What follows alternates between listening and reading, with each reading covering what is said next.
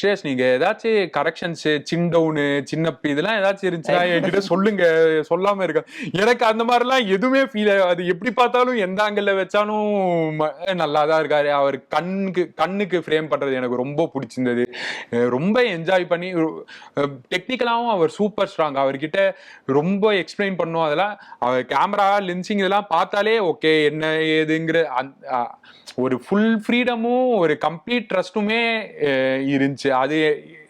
அது எனக்கு வந்து அதான் அந்த அந்த ரெஸ்பான்சிபிலிட்டியை கேரி அவுட் பண்ற சேலஞ்ச் வந்து எனக்கு ரொம்ப பிடிச்சிருந்தது. அவரோட பெர்ஃபார்மன்ஸா எனக்கு எல்லா சீன்லயுமே பிடிக்கும் ப்ரோ. ஆனா அவர்கிட்ட மோஸ்ட் என்ன சொல்றது, ஒரு செமையான குவாலிட்டி என்னன்னா, ஒன்னு அவர் டைரக்டர் எக்ஸ்பெக்ட் பண்றதும் அவர் மைண்ட்ல வச்சிருக்கிறதும் ரெண்டுமே ஜாயின் ஆகாத போது அவர் வந்து பேஷண்டா டைரக்டர் என்ன மைண்ட்ல வச்சிருக்காரோ அதை பொறுமையா உள்வாங்கிட்டு, எனக்கு இதுக்கு கொஞ்சம் டைம் கொடுங்க, இந்த மாதிரி நான் இந்த சீனை நான் அப்ரோச் பண்ணல, எனக்கு ஒரு நாள் டைம் கொடுங்க, இந்த சீனை நான் நீங்க என்ன மைண்ட்ல வச்சிருக்கீங்களோ அதை நான் டைம் எடுத்துட்டு நான் வந்து பண்றேன்.